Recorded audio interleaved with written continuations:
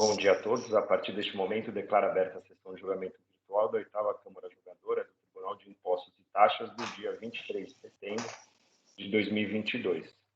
Todos os juízes já confirmaram presença e assim inicio a sessão. O primeiro processo da pauta é o processo relativo ao AIN 41.01254, cujo autuado Drogaria São Paulo. É um processo de um recurso ordinário de relatoria do Dr. Ramon. Tem pedido de sustentação oral, mas não houve informação relativa à presença do advogado. Então, podemos iniciar a sessão, doutor Ramon, com a palavra. Obrigado, presidente. Por gentileza, se puder abrir a edição para poder registrar o voto.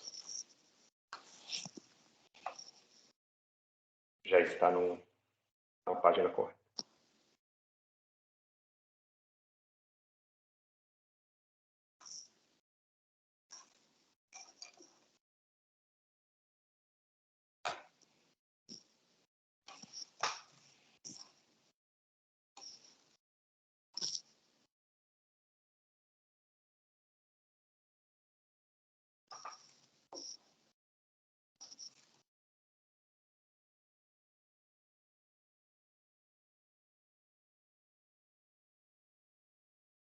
Doutor Ramon, e uma sugestão, como é caso já conhecido, né, de todos,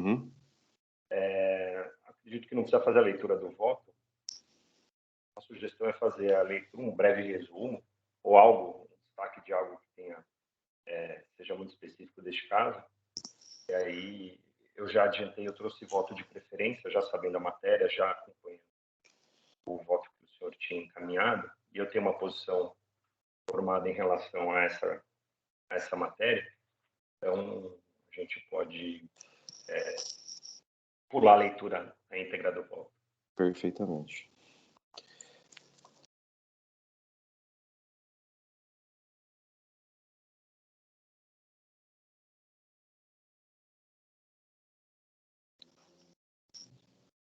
O voto já encontra-se disponível para vocês. Bom, como o presidente já antecipou, é um caso já bastante debatido, inclusive nós tivemos a oportunidade de julgar um caso bastante semelhante já nessa composição da 8ª Câmara. É um caso de crédito indevido por não cumprimento de obrigações referentes à restituição, decorrência de um entendimento do contribuinte relativo a uma ação judicial consistente no mandado de segurança, que no entendimento desse contribuinte teve trânsito em julgado no sentido de permitir o creditamento ou abatimento da base de cálculo dos valores referentes à taxa de administração de cartão de crédito e encargo de financiamento. O contribuinte foi notificado a apresentar a comprovação e a forma desse crédito, não apresentou, foi autuado em decorrência disso. Já passando para o voto, o meu entendimento já antecipadamente ele é um pedido de consideração da súmula 10, revisada em 2022, então eu estou acatando esse pedido nesse sentido, de limitar os juros da taxa Selic. Estou afastando a questão relativa à não atualização da base de cálculo com um fundamento na súmula 13 de 2018. Estou também afastando o argumento preliminar de não observância ou de inexistência do expediente relativo à portaria CAT número 15, na medida em que, no meu entendimento, é um procedimento interno e não há interferência no caso, e há notícia da realização nesse caso presente. Com relação ao valor da multa, também estou desacolhendo o pedido do contribuinte, no sentido de que a multa tem previsão legal. Quanto ao pedido da recorrente nas ações judiciais, eu faço uma digressão quanto ao modelo ou tipo de pedido que foi feito e concluo que foi um pedido cumulativo simples, consistente em 2 pedidos ou causas de pedir, no sentido de um ser a taxa de administração dos cartões de crédito e débito e o outro taxa de financiamento. Ao final, concluo que, nos termos do dispositivo, com fundamento nos fundamentos da decisão e mandado de segurança, o pedido judicial ou a decisão judicial acolheu exclusivamente o pedido referente aos encargos de financiamento, nos termos da súmula citada. Não houve interposição de embargos declaratórios em nenhuma das partes.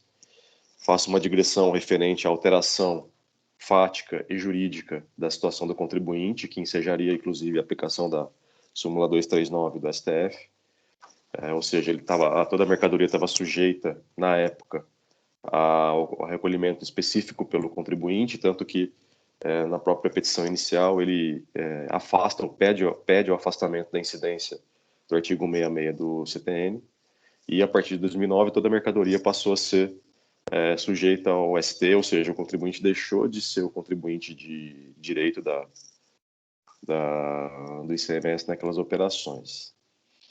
Então, por isso, entendo que o pedido quanto às taxas de administração de crédito e taxas de administração dos cartões de crédito não foram acolhidos. Houve, pela 15ª Câmara, um julgamento de conversão em diligência para que o contribuinte comprovasse, nos termos da súmula 237, ou nos termos dos escritos fiscais, como se deu o cálculo, solicitando várias informações. O contribuinte respondeu com algumas planilhas, consistentes em planilha de taxa de referente débito e crédito do período de 10 de 2002 a 11 de 2015, crédito referente à taxa de cartão de débito e crédito discriminados por operadora, no período de 10 de 2012 a 11 de 2015, crédito referente à taxa de cartão de débito e crédito referente à filial Moema, que é autuado nesse caso, referente ao mesmo período, cálculo de alíquota média referente ao período, planilha que detalha o cálculo da alíquota média, planilha com indicação de carga tributária referente a essa filial.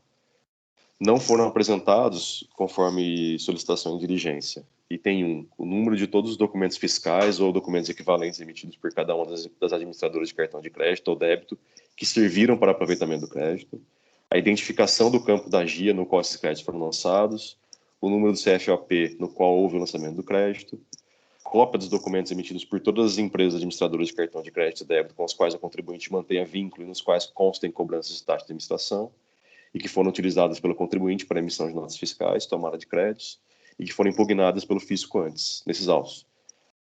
Também não apresentou planilha de cálculo, detalhando datas, valores e a maneira qual foi realizado o cálculo da obtenção dos valores lançados em cada nota fiscal emitida e utilizada pelo contribuinte, tudo isso nos termos da diligência da 15ª Câmara. Em conclusão, entendo que essas notas, no mesmo sentido da representação fiscal e do auditor autuante, nenhuma das planilhas de cálculo indicam quaisquer números de documentos fiscais ou documentos equivalentes. Não indicam nem apresentam as identificações pertinentes aos campos das GIAs, conforme solicitado. Ou seja, os documentos eles não se prestam a comprovar tanto quanto o alegado na defesa, quanto o solicitado em diligência da 15ª Câmara.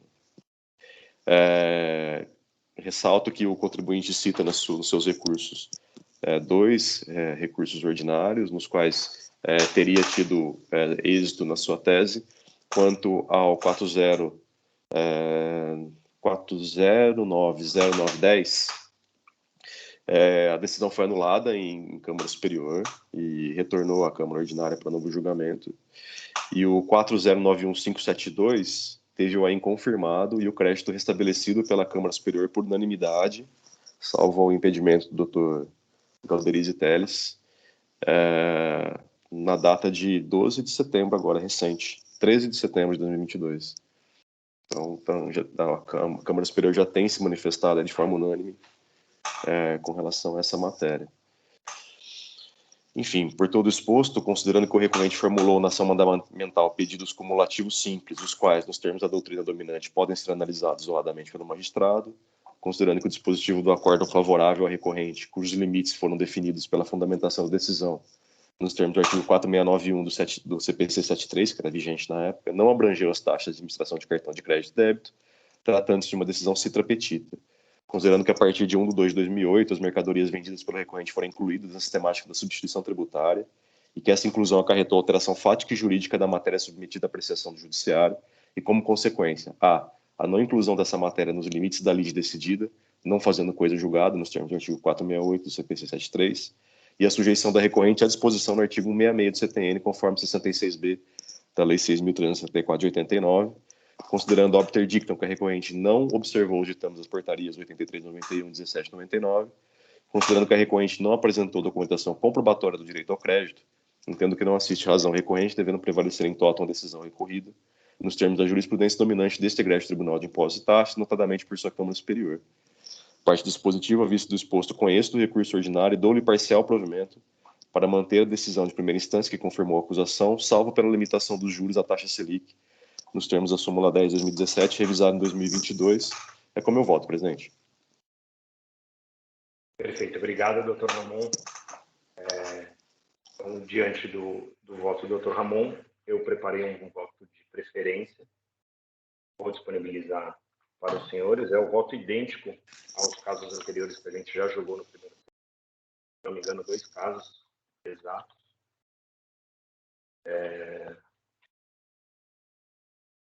Estou solicitando a preferência.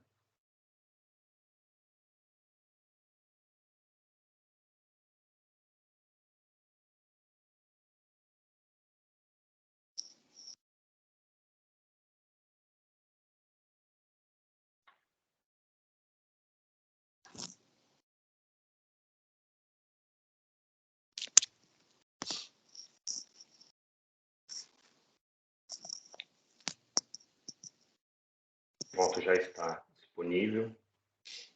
E, de modo bem resumido,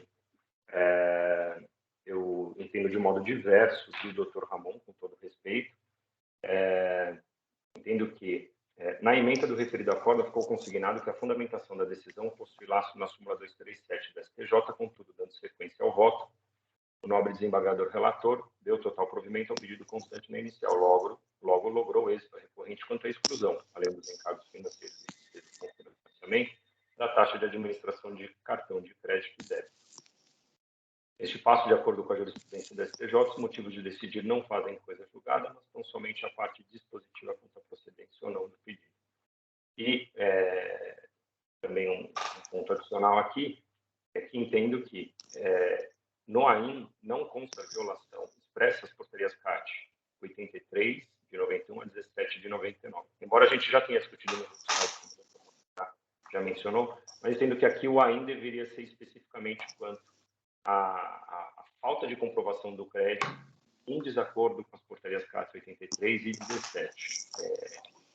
Isso que eu entendo dessa forma. Então, por todo disposto, conheço do recurso ordinário e dou-lhe provimento.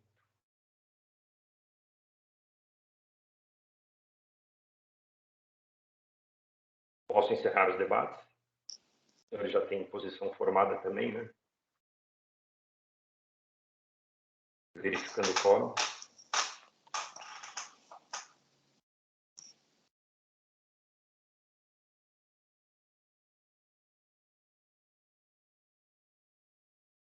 Todos confirmaram presença, iniciando votação.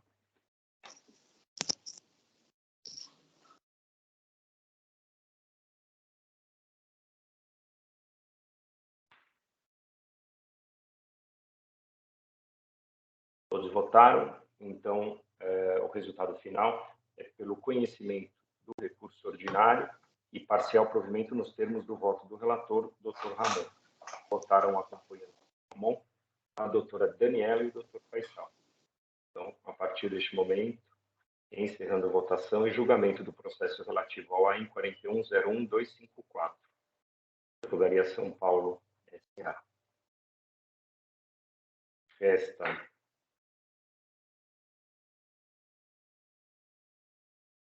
um único processo, que é o relativo ao AIN 41.41.679, cujo autuado é Valadão Indústria e Comércio de Massas da Eireli, em recuperação judicial. É um recurso ordinário de relatoria do Dr. Faisal. Dr. Faisal, com a palavra, por favor. Obrigado, doutor Samuel. Doutor Samuel, pediria, por favor, para abrir a edição do voto, que eu vou lançar o voto para que todos possam acompanhar. Mas já vou antecipando aqui um breve relato do processo. Trata-se de um caso de redução de base de cálculo de massa e pão de queijo.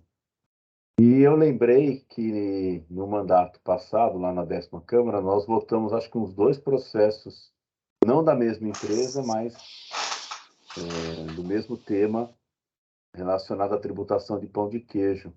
Um deles eu fui relator, no outro a doutora Daniela foi relatora. Deixa eu só terminar aqui, de colar o voto.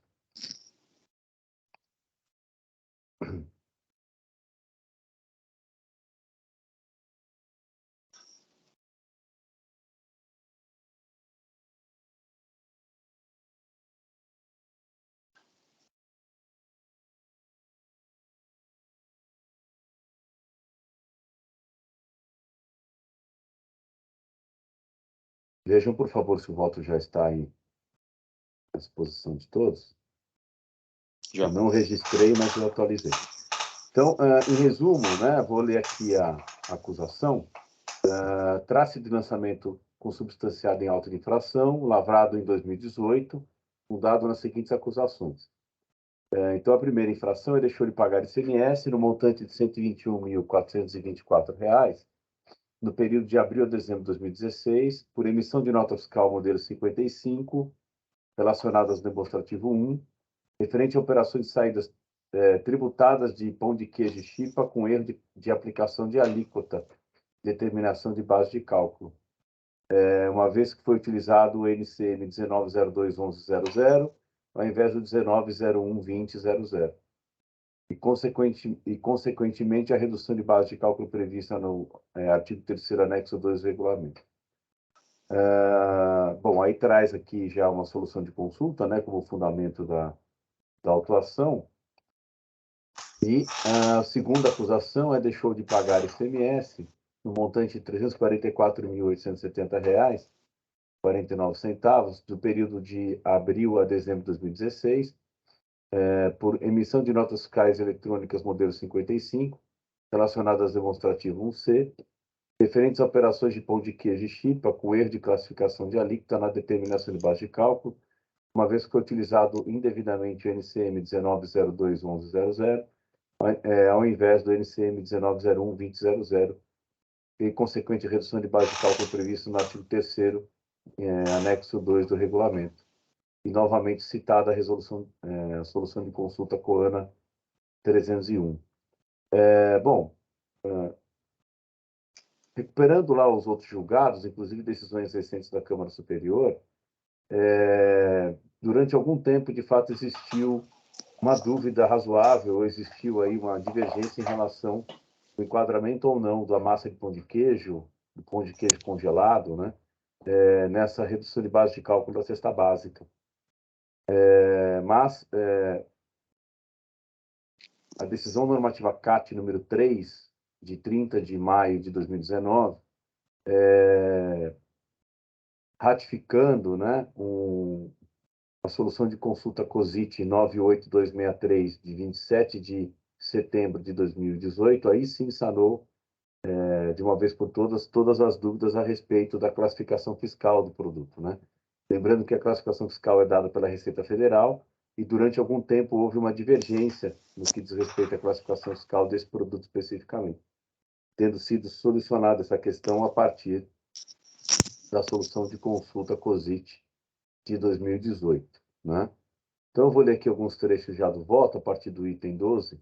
Segundo a classificação fiscal, as mercadorias pão de queijo e chipa devem ser classificadas, segundo a fiscalização, as mercadorias pão de queijo e chipa devem ser classificadas no NCM 19012000, conforme salientado pela Receita Federal, na solução de consulta COANA 301, de 26 de outubro de 2015, resultando na aplicação incorreta de benefício de redução de base, previsto no inciso 19 do artigo 3º do anexo 2 do regulamento. Já a recorrente questiona a aplicação da carga tributária equivocada pelo fiscal, segundo seu entendimento, o produto fiscalizado tem um erro aqui, mas depois eu corrijo.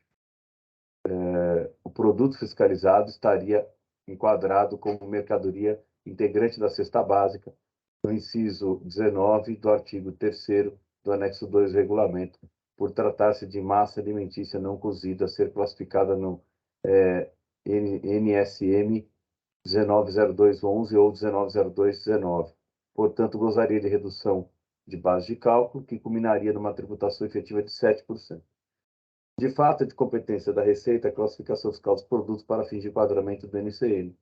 É possível constatar dos autos e de outros julgamentos que existe dúvida ou existiu dúvida quanto à classificação fiscal do pão de queijo ou massa para pão de queijo, até publicação da decisão normativa CAT 3 de 2019, exarada a partir da solução de consulta COSIT 98263 de 2018.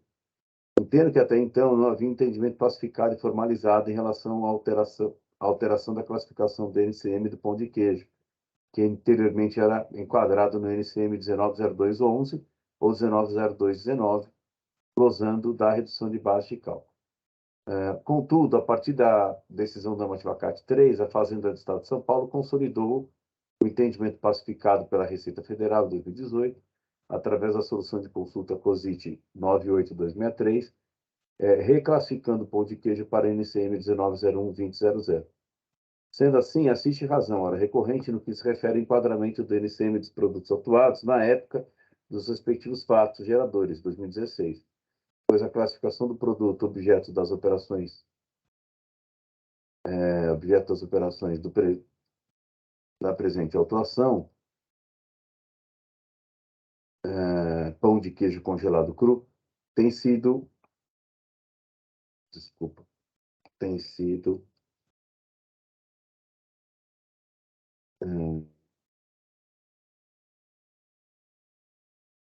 só para não ficar objeto várias vezes aqui.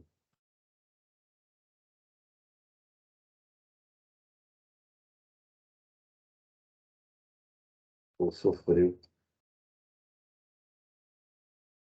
constantes alterações decorrentes da dificuldade de classificação adequada no sistema harmonizado, razão pelo qual, em maio de 19, a Coordenadoria da Administração Tributária fixou entendimento válido para o fisco paulista por meio da decisão normativa CAT 3 de 2019, a saber. E aí eu cito aqui, eu trago na íntegra a decisão normativa CAT de 2019, de 30 de maio de 2019. A partir do item 19, eu volto. Da leitura da decisão normativa acima, resta claro que até a publicação da mesma, ou na pior das hipóteses, até a publicação da solução de consulta COSIT 98263, a Secretaria da Fazenda e Planejamento do Estado de São Paulo não poderia, engraçado, a gente lê, revê e passa, não poderia reclassificar pão de queijo ou massa alimentar para pão de queijo em outro NCM, uma vez que, até então, a Receita aceitava a classificação dessas mercadorias no NSM 1902, 11 1902 19. Nesse sentido, vale citar o voto proferido no AIN 4.118.965 da relatoria da ilustre juíza doutora Daniela, que foi mantido pela Câmara Superior nos seguintes termos. Aí eu trago aqui alguns trechos do voto da doutora Daniela, no citado auto, e verifiquei que essa decisão foi mantida na Câmara Superior recentemente.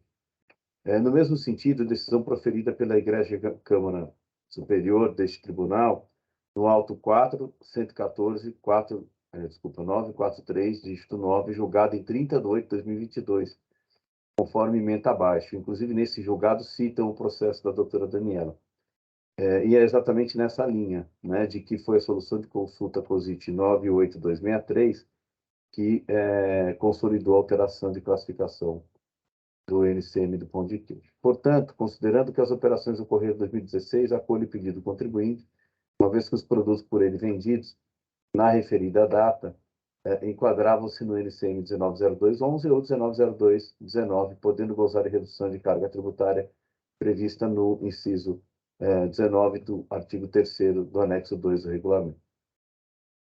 Quanto à tese subsidiária de que a autora deveria preencher os requisitos do artigo 39 do anexo 2 do regulamento para que pudesse gozar da redução, entendo que ela também não prospera. Outro sim, ressalta-se que as condicionantes referentes à regularidade fiscal e vedação de saídas para consumidor final ou empresas enquadradas no Simples são exigidas somente para a redução previstas no artigo 39 do anexo 2, os quais não têm aplicação para a redução do artigo 3º do anexo 2 do mesmo regulamento aplicáveis ao contribuinte no presente caso. Nesse sentido, vale citar o artigo 3º do anexo 2 do regulamento. Aí eu trago aqui o artigo 3º e... Deixa eu só colocar aqui.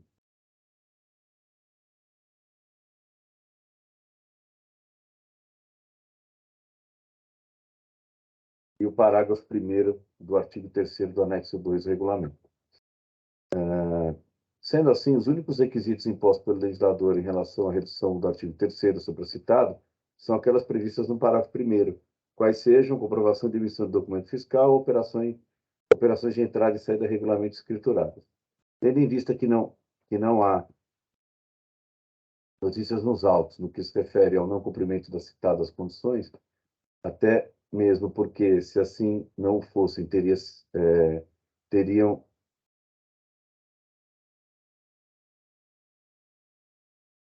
novas atuações, teriam sido lavradas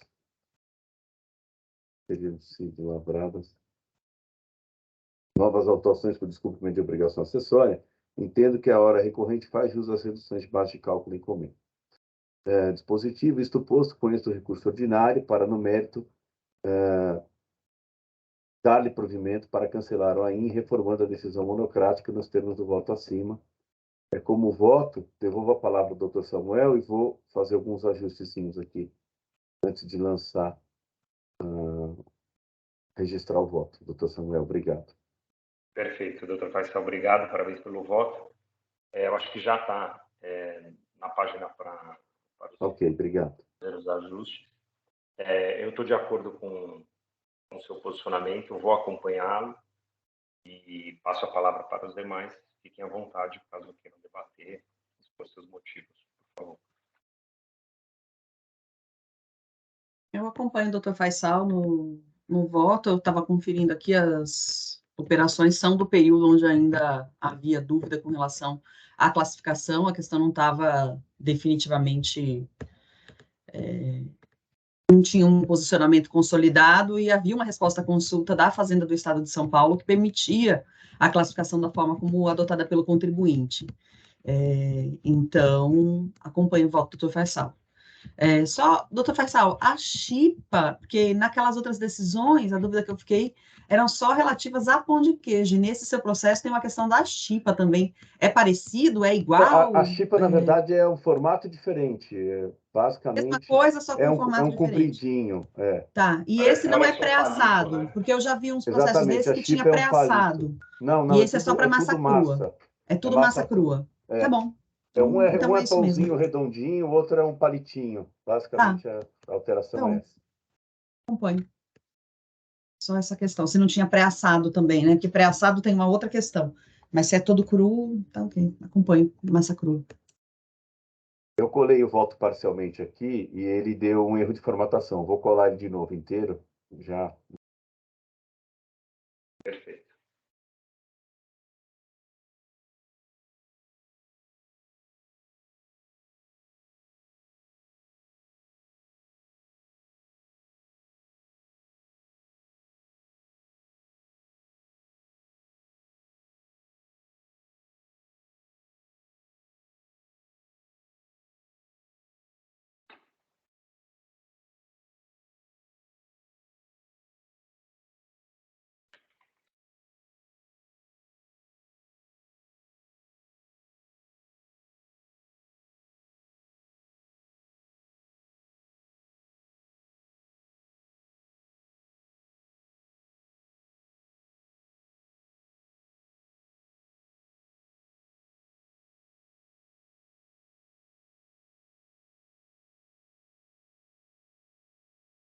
Doutor Ramon e doutora Luciana, fiquem à vontade. Se quiserem debater.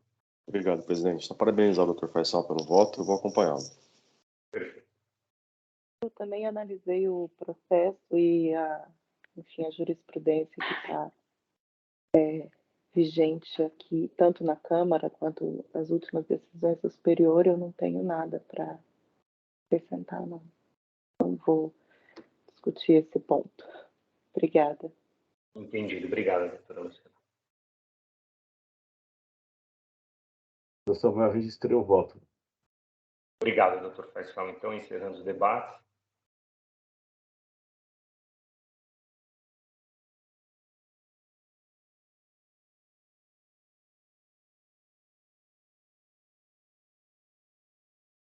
E verificando o quórum.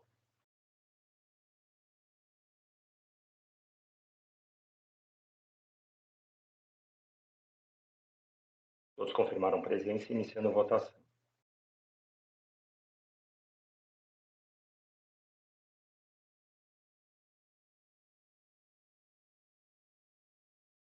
Todos votaram e acompanharam o Dr. Faisal, relator, pelo conhecimento do recurso ordinário e seu provimento, cancelando o AIM. Então, encerrando votação e julgamento, processo relativo ao AIM 41.41.679, Valadão, Indústria e Comércio de Massas Eireli, em recuperação judicial. Julgamento encerrado.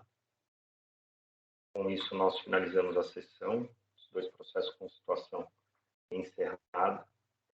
E, a partir deste momento, declaro encerrada a sessão de julgamento virtual da 8ª Câmara Julgadora de Impostos e Taxas do dia 23 de setembro de 2022. E peço ao senhor Oswaldo que encerre a gravação, por favor.